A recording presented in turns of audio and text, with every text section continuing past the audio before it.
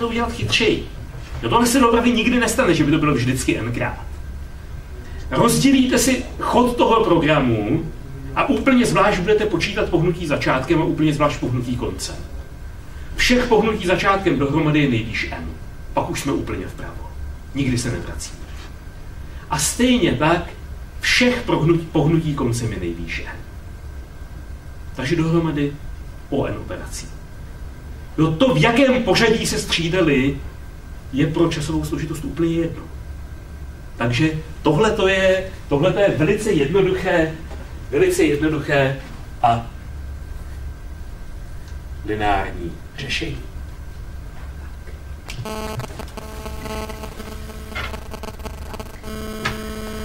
No, tím nám dochází čas. Já bych vám dal hádanku. Zkuste programovací hádanku.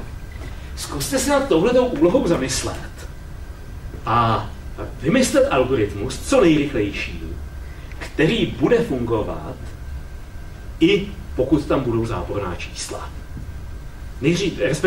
Nejdřív si rozmyslete, proč se tohle rozbije. Že ona se rozbila ta úvaha, kterou jsme zdůvodňovali, že to je správně, ale to ještě vůbec neznamená, že to správně přestalo být. Tak ukažte, že opravdu přestalo a zkuste vymyslet, jak to zachránit. Jo. Těch našich n na druhou to funguje pořád, jo. To vůbec nepotřebovalo těch číslech nic vědět. Ale zkuste vymyslet něco lepšího než n na druhou, co bude fungovat pro záporná čísla. Tak kdyby vás to napadlo, nebo vůbec, kdyby vás napadla jakákoliv otázka, když tak mi napište na adresu mj@c2tv.cz. Teď tedy ještě jestli máte dotazy, tak jsem s nimi.